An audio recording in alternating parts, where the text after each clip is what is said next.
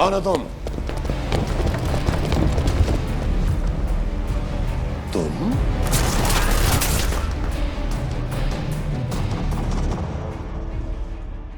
मैं बांग्लादेश का बाप, बांग्ला बंधु हूं। मुझे मार रहे हो?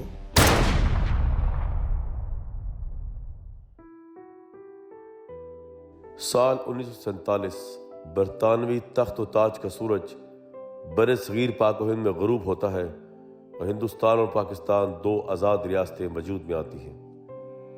पाकिस्तान मशरकी मगरबी पाकिस्तान पर मुश्तमिल 5 सूबों की सरजमीन, जिसके मशरकी और मगरबी बाजुओं के दरमियान हिंदुस्तान हायल था। सरहदों की ये दूरी दुश्मनों को करीब और अपनों को बहुत दूर ले गई। 1971 की जंग से भी बहुत पहले जज्बात और ख्यालात की जंग यहीं बंगाल यानी मशरकी पाकिस्तान में लड़ी गई।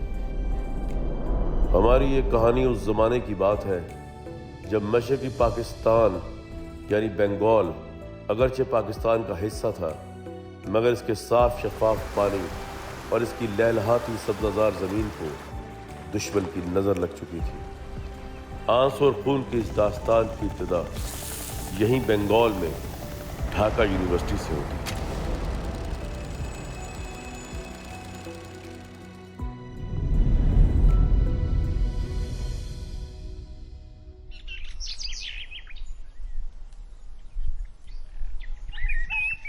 मेरा ख्वाब था ढाका यूनिवर्सिटी आना और जर्नलिज्म करना। अब तो दोनों पूरे हो गए हैं इस एमए जर्नलिज्म के कोर्स से। हाय, ख्वाब तो मेरा भी पूरा होगा जब डिग्री मिलेगी यहाँ से। अब मैंने सुना है सारा कि यहाँ पे गवर्नमेंट कॉलेज लाहौर से बड़ी काबिल उस्ताद आई हैं उर्दू की, प्रोफेसर फरजाना। उर्दू का यहाँ क्या काम? हमारी भाषा बंगाली है, हमारा नेशनलिज्म भी बंगाली है।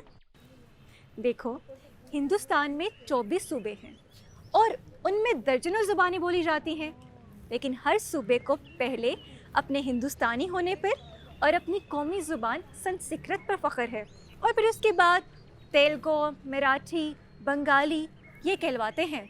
हमारा नेशनलिज्म भी तो पाकिस्तान से वाबस्ता है ना। बंगाल में रहकर भी अगर हमें अपनी भाषा में लेक्चर नहीं मिल रहा, ये तो बहुत ज़्यादती की बात है ना। और सदफ जी, आप हैं तो बंगाल से, लेकिन आपके लहजे से पंजाब की महक आती है। मैं बंगाली होकर भी पहले पाकिस्तानी हूँ। Any problem? वैसे अगर तुम्हारी बात मान ली जाए ना, तो पंजाब की दरसगाहों में सिर्फ पंजाबी, सिंध के कॉलेजों में सिर्फ सिंधी और बलोचिस्तान की यूनिवर्सिटियों में सिर्फ बलोची पढ़ाई जाए। सदफ साहिबा, बंगाल की बदहाली नज़र नहीं आती आपको? मगरबी पाकिस्तान के गुन गाए जा रही हैं आप। मगरबी पाकिस्तान ने ज़ुबान से लेकर इख्तियारात तक हमें अपना हक नहीं दिया। अब कम से कम हमें अपनी यूनिवर्सिटी में तो अपनी ज़ुबान बोलने का इख्तियार मिलना चाहिए ना।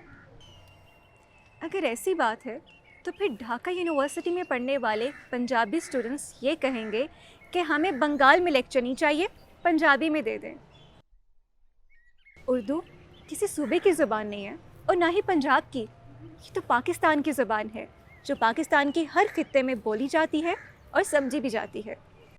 मौलाना भोशानी, शेख मुजीब और जनाब सोहरवर्दी हमारे अजीम नेता थे, जिन्होंने अपनी सारी ज़िंदगी बंगाली को सरकारी ज़बान डिक्लेयर करने में लगा दी। अब उनको चाहिए था आप मोहतरमा से मशवरा कर लेते पहले। देखो, ये सब मेरे भी नेता हैं और मेरे लिए भी उतने ही काबिल एहतराम है, लेकिन मैं किसी ऐसी सियासत को नहीं मानती जो एक कौम को रंग और नस्ल के बुनियाद पर तकसीम कर दे। खैर छोड़ो इन बातों को, आज यूनिवर्सिटी का पहला दिन है, आओ कुछ और देखें यहाँ पे।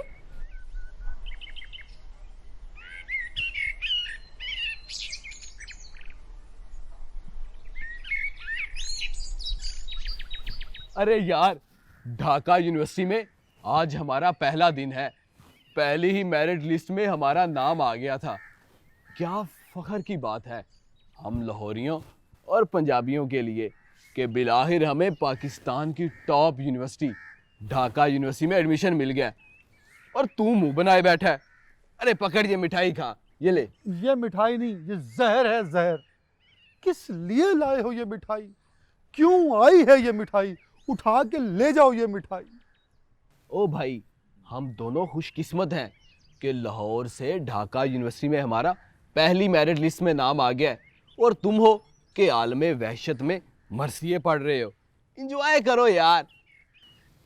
यार गुलफाम, तू दर्द दिल नहीं रखता, और ये ना नाम गुलफाम रख लेने से कोई शायर नहीं बन जाता। आज दूसरी मेरिट लिस्ट भी लग गई, मेरे यार निज़ामुद्दीन का नाम इसमें भी नहीं आया।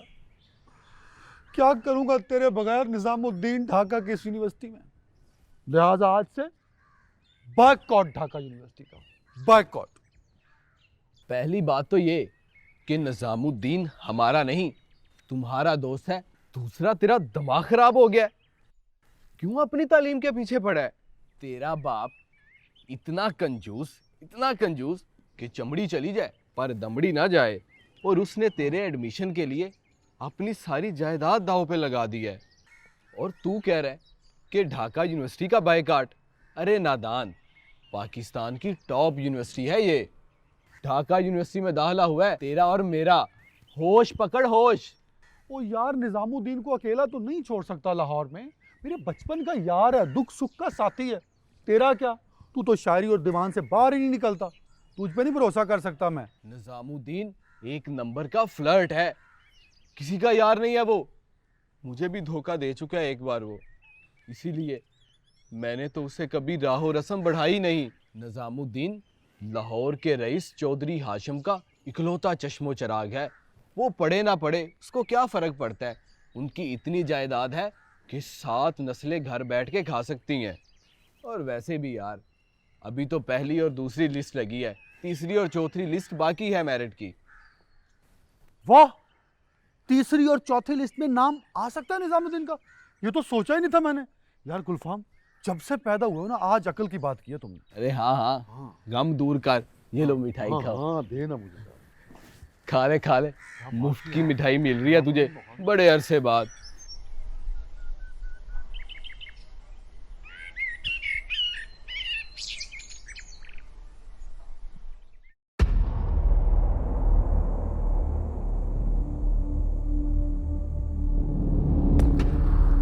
पाकिस्तान की तारीख का जन्म 1906 में यही बंगाल की सरजमीन में हुआ। अगर बंगाल ना होता तो पाकिस्तान ना होता। तशरीफ रखें।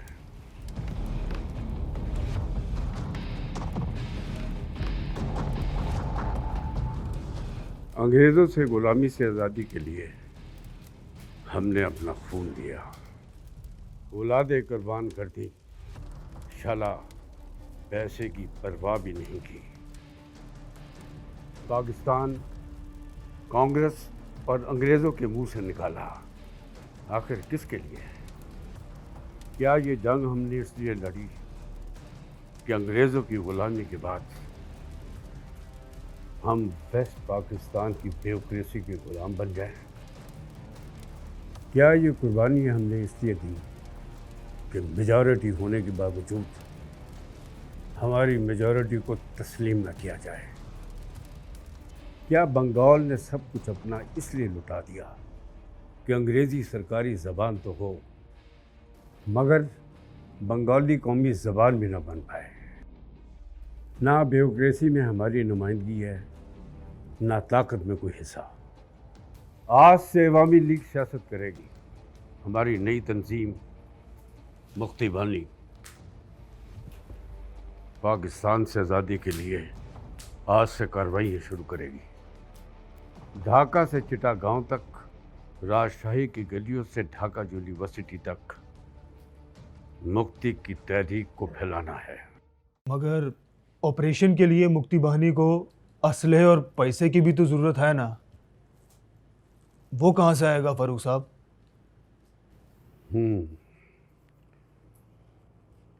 इसकी चिंता तुम मत करो, पैसा भी आ जाएगा और असला भी। अवामी लीग हमारी सियासी तंजीम है। इसके प्लेटफॉर्म से शेख मुजीब 6 पॉइंट्स पेश करेंगे।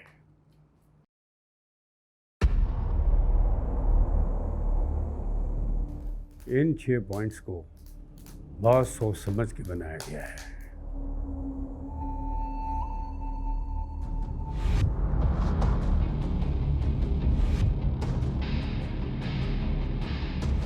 तुम मुक्ति वाणी का जाल पूरे बंगाल में फैला दो।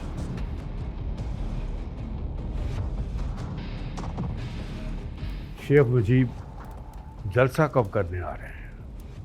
फारूक साहब, कल शेख साहब जलसे में अवाम से खिताब करेगा और ये 6 पॉइंट मैनिफेस्टो के तौर पर देगा।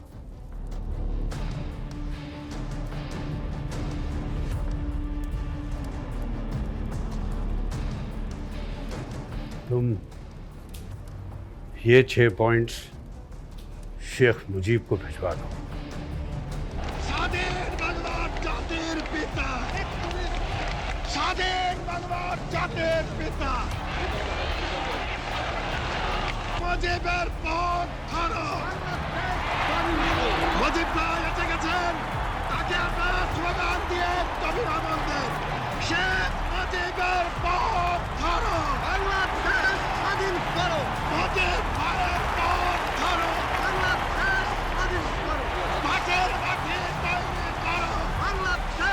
कि अगर हम इलेक्शन जीत गए तो पाकिस्तान में एक की बजाय 2 करेंसियां होंगी, पाकिस्तानी रुपया और बंगाली डगा।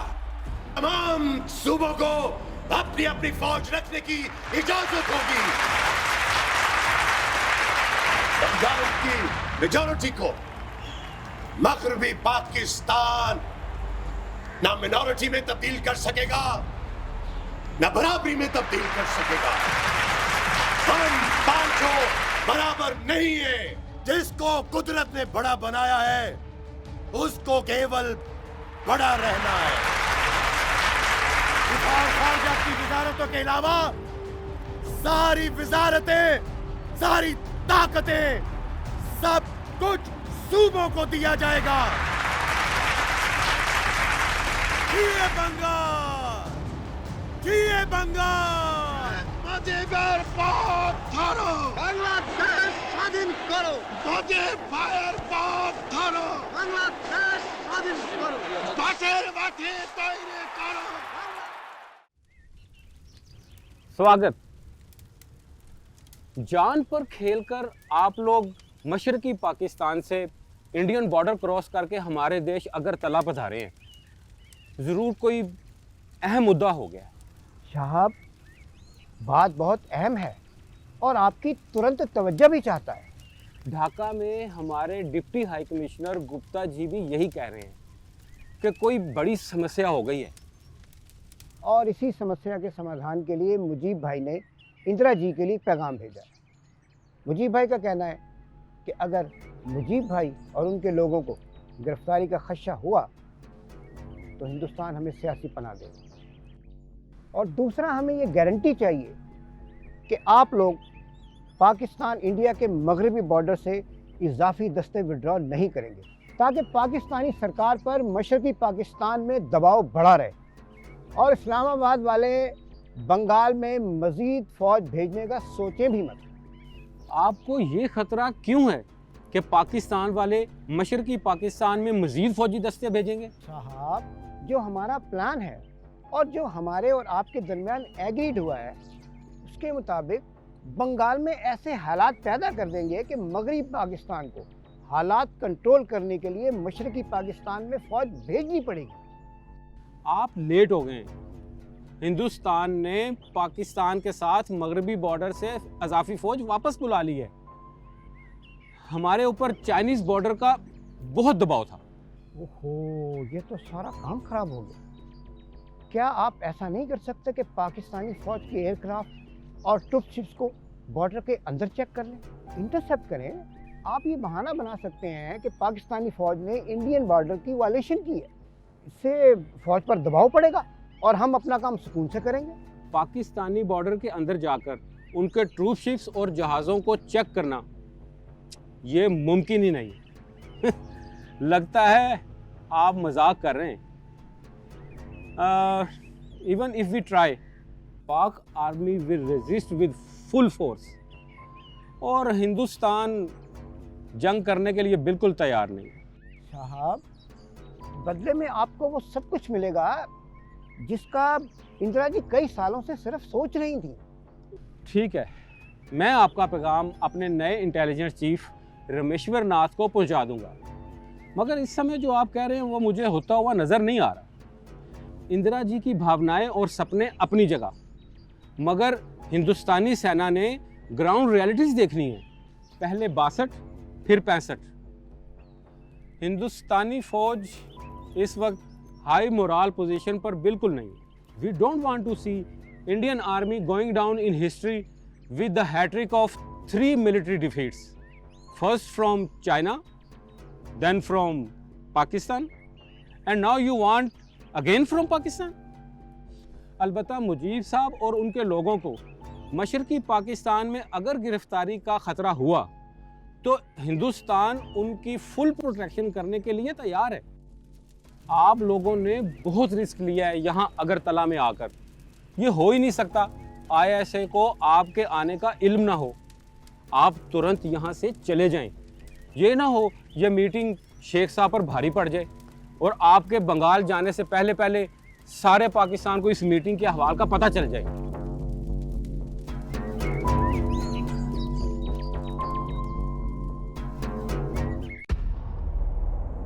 लग रहा है कि मुझे अरेस्ट कर लिया जाएगा।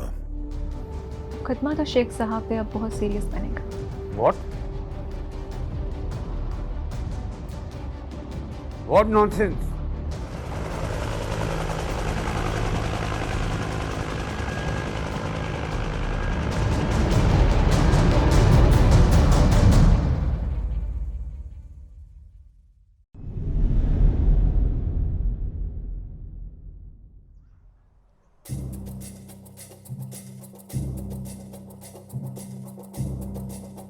लग रहा है कि मुझे अरेस्ट कर लिया जाएगा।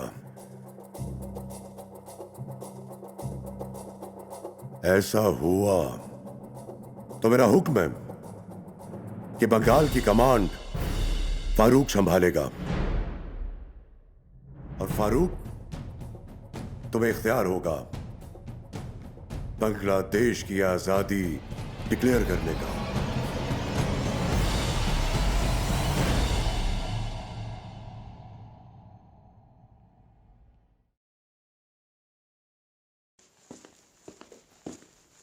किन ख्यालात में गुम हो? जरूर शेख साहब की तकरीर के बारे में सोच रही होगी जो आज उन्होंने की है। बंगाल के तमाम मसाइल का हल 6 पॉइंट्स में दे दिया शेख साहब ने। अब बॉल मगरबी पाकिस्तान के कोर्ट में है, मंजूर करे या नामंजूर, और नामंजूरी की सूरत में बंगाल अपना अलग रास्ता चुनेगा। बात सिर्फ 6 पॉइंट्स की नहीं है सारा, मामला ज़्यादा संगीन है। तुम्हें अगरतला की जगह का पता है? अगरतला क्या है? ये कौन सी जगह? अगरतला हिंदुस्तान का एक शहर है जो हिंदुस्तान की रियासत तरीपुरा में वाक़या है। तो इस सब का शेख साहब से क्या ताल्लुक? ताल्लुक है, बहुत गहरा ताल्लुक है। इन्फॉर्मेशन आई है कि शेख साहब पे करीबी साथी कमांडर मौज़म हुसैन, सलाहुद्दीन अहमद, नूर मोहम्मद, अहमद फजलुर रहमान, सीआर ऑफिसर और इन समेत बहुत सारों ने अगरतला के मुकाम पर हिंदुस्तान की खुफिया एजेंसी राज से मुलाकात की है। खुफिया मुलाकात। तो मुलाकातों पे पाबंदी है क्या? इतनी भोली तो हो नहीं तुम सारा। ये मुलाकात इसलिए की गई है ताकि मशरकी पाकिस्तान को सिविल वॉर के ज़रिए से मगरबी पाकिस्तान से अलग कर दिया जाए। ये खबरें तुम्हें कहाँ से मिल रही हैं? वो भी झूठी खबरें। तुम भूल रही हो कि मैं एक सहाफ़ी भी हूँ, और वो भी ढाका के सबसे बड़े जाने माने अखबार ढाका रिपोर्टर की। हाँ, याद आया, वही अखबार जिसका एडिटर वो कोई पंजाबी जैदी है, जिसकी बीवी यहाँ जज है, वो भी पंजाबी जज, जिसकी पोस्टिंग यहाँ ढाका में हुई है। तुम भी ना सारा, यहाँ शेख साहब के बंदे हिंदुस्तान की खुफिया एजेंसी से मुलाकात कर रहे हैं और प्लान कर रहे हैं पाकिस्तान के खिलाफ। इसमें जैदी साहब, उनकी बीवी या पंजाब का क्या कसूर है? बना लो मुकदमे, कर लो गिरफ्तार शेख साहब को। बंगाल में उनकी मकबूलियत में सिर्फ इजाफा ही होगा।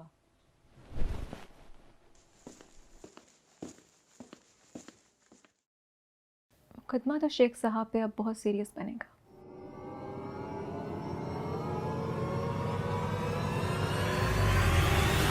इलेक्शन होने वाले हैं। 25 वर्षों से इसका इंतज़ार था। कोई पार्टी अवामी लीग के सामने खड़ी नहीं हो सकती। कौमियत और ज़बान यही हथियार हैं जो हमें फतह दिलवाएंगे। इतिहास लिखेंगे हम, इतिहास। फारूक साहब, भुट्टो भी तो एक मकबूल लीडर है, इससे भी तो खतरा है। हमारी 25 साल सियासत ने बंगाल को वेस्ट पाकिस्तान से अलग कर दिया है। ज़हनी तौर पर बंगाल अब एक अलग खिता है, इसका अलग कल्चर है और अलग ज़बान है। सारा बंगाल नेशनलिज्म की बुनियाद पर अवामी लीग को वोट देगा। शेख मुजीब की जीत यकीनी है। भुट्टो के हाथ कुछ नहीं आएगा। पर क्या ये ख्वाब हमारी ज़िंदगियों में पूरा हो जाएगा? जीत कर भी मैंडेट हमारे पास होगा।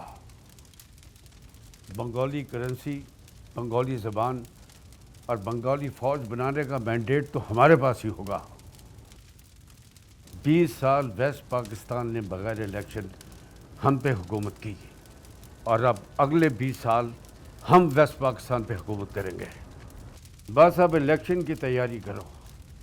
अब बड़े बड़े जलसे होने चाहिए शेख मुजीब के।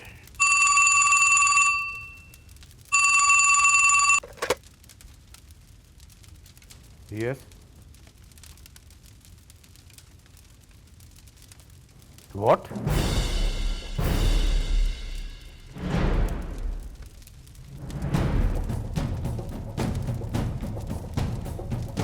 What nonsense?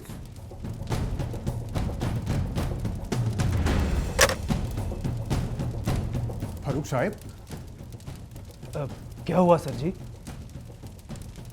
शेख मुजीब को अरेस्ट कर लिया गया है।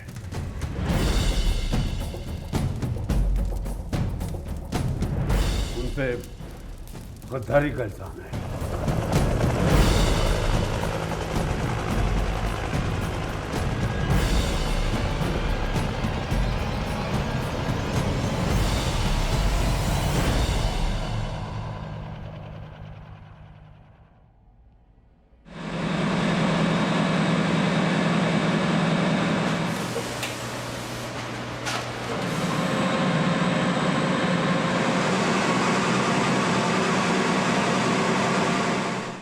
अगर ये ख़बर दुरुस्त है कि शेख मुजीबुर रहमान को गिरफ़्तार कर लिया गया है, तो पहला सवाल तो ये पैदा होता है कि ये ख़बर तुम्हें कहाँ से मिली? सर, सहाफ़ी से उसका सोर्स नहीं पूछते, अलबत्ता ख़बर पक्की है। और ये भी कि शेख मुजीब को रातों रात मगरबी पाकिस्तान के किसी जेल में मुंतकिल कर दिया गया है। अगरतला साजिश केस, ये तो बहुत बड़ा इल्ज़ाम है शेख साहब पर। यानी उनके अवामी लीग के लोग हिंदुस्तान के साथ मिलकर उन्होंने पाकिस्तान के ख़िलाफ़ प्लानिंग की, साजिश की। ये तो सीधा साधा गद्दारी का इल्ज़ाम है। लेकिन अगर ये सही भी हो तो बंगाल के लोगों ने इसे रिजेक्ट कर देना है। अवाम तो जज्बात में बह गए हैं अवामी लीग के, लेकिन हकीकत ये भी तो है कि ये केस बहुत ही सीरियस है और एक्सक्लूसिव होगा अगर आप इस खबर को छाप देंगे तो। बेटा, तुम बंगाली होकर ढाका में बैठकर मुझे ये कह रही हो कि मैं शेख मुजीबुर रहमान पर जो अगरतला साजिश केस पे गद्दारी का इल्ज़ाम है उसकी खबर लगा दूं या लीड खबर लगा दूं? सर, आप ही तो कहते हैं कि सहाफ़त सच्चाई और बेबाकी का नाम है।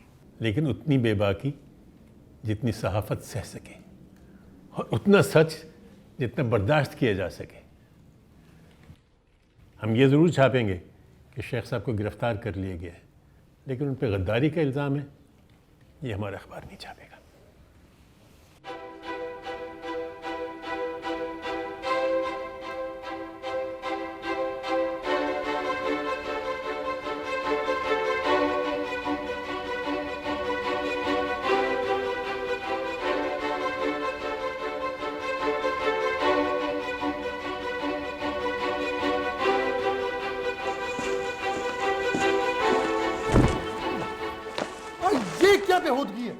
इसे मत उतारना। ये जिम्मेदारी है, इज्जत है, तकद्दुस है। जिम्मेदारी, इज्जत, तकद्दुस, पर किसकी? पंजाब की। पंजाब की? अबे क्या पहले दिन ही ढाका आते होश खो बैठे हो? अदनान, हम कहाँ पे हैं? हम ढाका यूनिवर्सिटी के बॉयज हॉस्टल में हैं। अब क्या तुम्हारी याददाश्त भी चली गई? बड़ी बात किया कर यार, बड़ी। हम बंगाल में हैं। अच्छा अदनान, ये बता कि हम कहाँ से आए हैं यहाँ पे? हम लाहौर से आए हैं। और हमने कहाँ से आना था? छोटी बात, फिर छोटी बात। हम पंजाब से बंगाल आए हैं। हम बंगाल में हैं। हम लाहौर से नहीं, पंजाब से बंगाल आए हैं। ये ढाका यूनिवर्सिटी है जहां हम पढ़ रहे हैं। ये हॉस्टल इकबाल हॉल है। इस सब का इज्जत, तकद्दुस, क्या बोला था तूने, जिम्मेदारी, भाई उस सब का इस पग से क्या ताल्लुक है? ताल्लुक है अदनान मेरे यार, बहुत गहरा ताल्लुक है। पूरे बंगाल की निगाह हम दोनों पे है। हम क्या करते हैं, क्यों करते हैं, कैसे करते हैं, एक एक कदम पर हमारी स्क्रूटनी हो रही है। एक गलत कदम और पूरे पंजाब की इज्जत तहस नहस। ये पगड़ी तुम्हें हमेशा एहसास दिलाती रहेगी कि तू कौन है, तू किस लिए आया है, और तुम कहां से आए हो, और तुम्हारा मकसद क्या है यहाँ पे। पूरे पंजाब की इज्जत तुम्हारे सर पे रख दी है मेरे यार, तुम्हारे सर पे रख दी है। अब हमने, और खास तौर पर तुमने, पंजाब की इज्जत, मान मर्यादा और रस्मो रवायात का पूरा ख्याल रखना है। समझ में आई बात? कोई छिछोरी हरकत और कोई इखलाक से गिरी हुई बात मैं तुम्हें करने नहीं दूंगा। आज से बस हमारा एक ही मिशन होगा, तालीम, तालीम और बस तालीम। समझ गया मेरे यार गुलफाम, तुम्हें ना बचपन से ही सच्चा प्यार नहीं मिला। करना पड़ेगा कुछ। अच्छा छोड़ सारी बातें, जल्दी से तैयारी करो, क्लास शुरू होने वाली है। और अगर आप क्लास वक्त पे ना पहुंचे तो ये जो आपकी इज्जत टाइप है ये धरी की धरी रह जाएगी।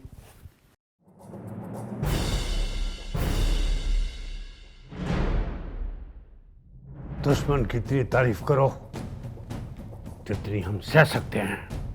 मकबूल लीडर मकबूलियत की बुनियाद पर हर बात मनवा लेता है। शेख मुजीब इस वक्त मकबूल लीडर हैं। जेल की दीवारें भी शेख साहब की मकबूलियत को कैद नहीं कर सकती।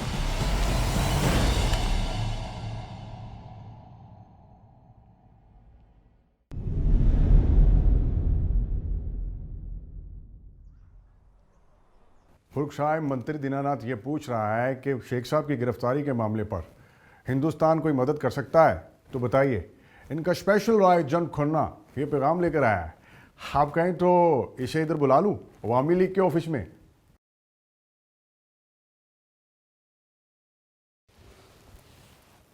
जिस समय अकल बट रही होगी उस वक्त तुम लोग और हिंदुस्तान वाले पाताल की गहराइयों में सो रहे होगे।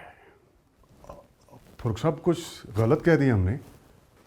ये अवामी लीग का ऑफिस 24 घंटे निगरानी में है और तुम इस रॉ के एजेंट को, वो क्या नाम है उसका, खन्ना साहब, वो खन्ना हिंदुस्तान का इंटेलिजेंस ऑफिसर, तो खन्ना को तो यहाँ लेकर आएगा ताकि हम भी शेख मुजीब की तरह गिरफ्तार होकर लाहौर की किसी जेल में गल सड़ जाएं। फारूक साहब, क्या जेल में शेख साहब गल सड़ रहे होंगे? नहीं नहीं, शेख साहब को तो वेस्ट पाकिस्तान वालों ने 5 स्टार होटल में ठहराया होगा। दिन रात 6 मुलाजिम उनकी सेवा कर रहे होंगे। तुम्हें अकल नहीं है? मुझे समझ नहीं आ रही कि शेख साहब को किस बेवकूफ़ आदमी ने ये मशवरा दिया होगा कि अपने बंदे हिंदुस्तान भेज दें। क्या उनको मालूम नहीं था कि ISI की निगाहें शहरों से लेकर बॉर्डर तक फैली हुई हैं? साहब, आईएसआई पाकिस्तान ही के नहीं बल्कि दुनिया की जानी मानी एजेंसी है। आईएसआई पाकिस्तान की कान और आंख हैं और आईएसआई में इतनी कैपेसिटी है कि वो जंगों के नतीजे बदल देती है। और आईएसआई को डॉज करके हिंदुस्तान जाना सबसे बड़ी हमाकत थी। बस, दुश्मन की इतनी तारीफ करो जितनी हम सह सकते हैं। फरूख साहब, आईएसआई इतनी तेज हैं तो हमारा बंदों को रोका क्यों नहीं? जब वो बॉर्डर क्रॉस करके हिंदुस्तान के इलाके अगरतला में हिंदुस्तानियों से मुलाकात के लिए जा रहा था। आईएसआई या किसी भी एजेंसी का काम खोज लगाना है, वो उन्होंने लगा लिया। अगर आईएसआई वाले हमारे बंदों को रोक दे तो फिर पाकिस्तानी सरकार को हमारी मीटिंग की डिटेल का कैसे मालूम होता? अगर मुलाकात ही ना होती तो शेख साहब पे गद्दारी का केस कैसे बनता और गिरफ्तारी कैसे होती? वाह साहब वाह, बात तो बराबर की आपने। यानी कि शेख साहब को फौज ने फंसा दिया है। फौज ने नहीं, शेख साहब के गलत फैसलों ने हम सबको फंसा दिया है। सारी अवामी लीग को और हमारे मिशन को हिंदुस्तान के साथ जोड़कर हमें डिफेंसिव कर दिया है। हिंदुस्तान से राब्तों के ऐसे मौके पे बाहर आना जबकि इलेक्शन सर पर है हमारे लिए ख़तरनाक साबित हो सकता है। फरूख साहब, अब हमने क्या करना है? हमने बाजी को उल्टाना है। साहब, वो कैसे? हमने एक तो मुक्ति वाली अपनी नई तंजीम को यूनिवर्सिटीज़ कॉलेजेस में मकबूल करवाना है और दूसरी तरफ बंगालियों को जाति के नाम पर भड़काना है ताकि लोग अगरतला बगावत केस की तरफ जाएं ना। इसी तरह पाकिस्तानी सरकार पर दबाव डाला जा सकता है जब बंगाल में दर्जा हरारत ऊपर हो। मकबूल लीडर मकबूलियत की बुनियाद पर हर बात मनवा लेता है। शेख मुजीब इस वक्त मकबूल लीडर हैं। जेल की दीवारें भी शेख साहब की मकबूलियत को कैद नहीं कर सकती।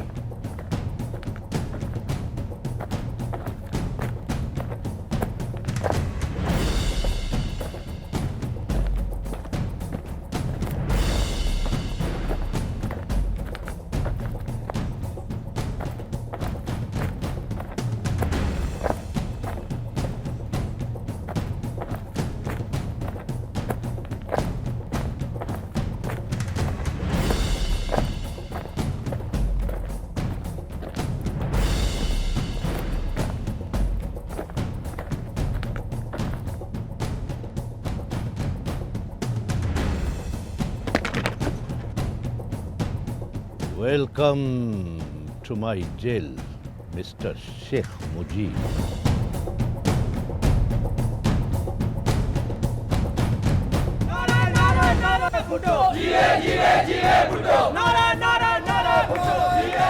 आज शाम को मेरी हंगामी प्रेस कॉन्फ्रेंस रखो।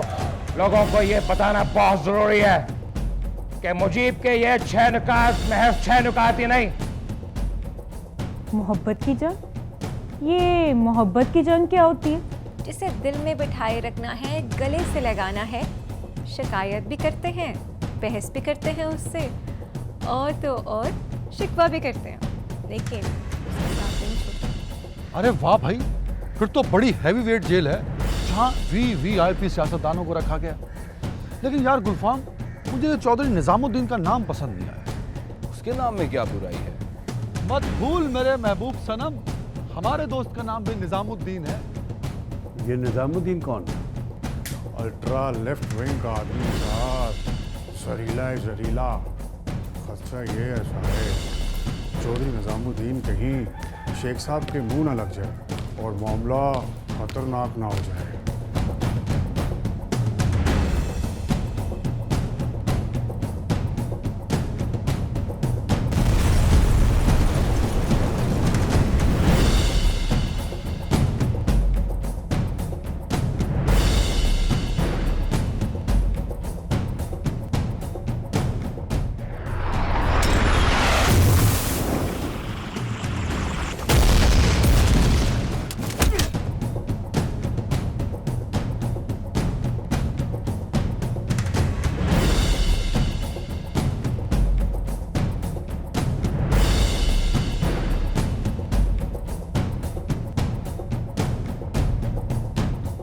पाकिस्तानी व्यापारियों से आज से कारोबार बंद।